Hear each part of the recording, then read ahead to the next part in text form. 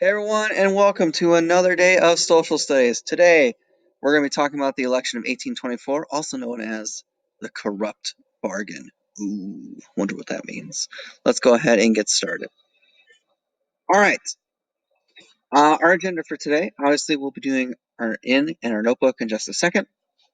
And you guys will have one slide of background notes, I believe. Actually, a couple. And then you guys are going to learn about the 12th Amendment. And then we will talk about the election of 1824. You guys are going to do a little bit of a reading with some questions to answer. And as always, our out for the day, which once again is your attendance. Okay? All right. Now, our learning target for today. We are going to investigate the election of 1824 to determine if there was truly a corrupt bargain. Okay? You're in. What political parties did the country have before the War of 1812? Today's date is the 25th if you're on A Day and 26th if you're on B Day. Go ahead and pause this video. Take about 5 minutes to fill out your notebook. When you're finished, go ahead and come on back. Alright, welcome back. Let's keep on moving. Alright, so this slide is some background notes for you guys. Okay, so it's going to talk about, from 1816 to 1824, the United States really only had one major political party, and that is the Democratic Republican Party. Remember, the Federalist Party kind of fell apart and disappeared after the War of 1812. By 1824, the Democratic Republican Party is pretty divided. Okay, so during the election of 1824, there's actually 4 candidates, all from the Democratic Republican Party. One is backed by the party leaders. His name is William H. Crawford. And then there are 3 other candidates backed by their regions and states that they come from. Andrew Jackson from Tennessee, Henry Clay from Kentucky, and John Quincy Adams from Massachusetts. And John Quincy Adams is the son of John Adams, the second president of the United States. All right. Go ahead, take a minute, pause the video, write down those notes. When you're finished, go ahead and come on back. All right, the next part here, and I'm going to need to move my face way up out of the way. You guys are going to look at some vote facts here.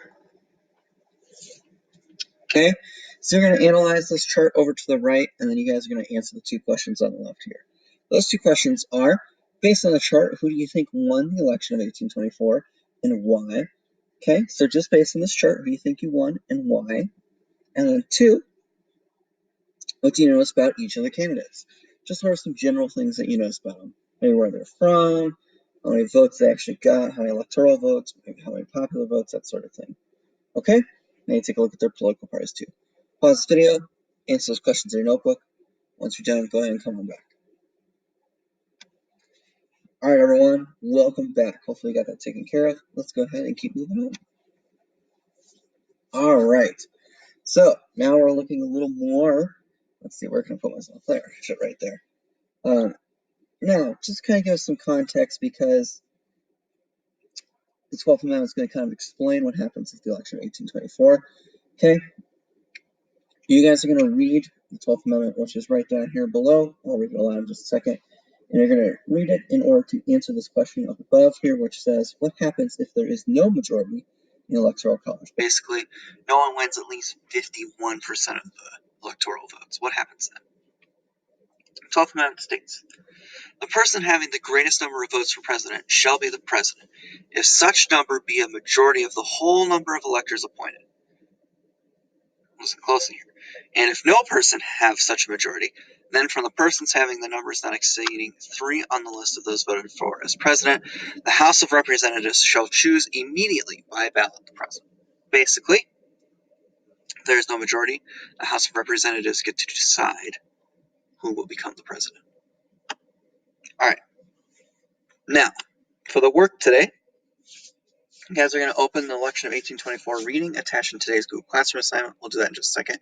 You're going to read the text and answer the questions in the document using the text box tool in Kami. And then make sure you guys answer all the questions on all the pages because there are a few different questions on a few different pages. Let's go ahead and take a look at that.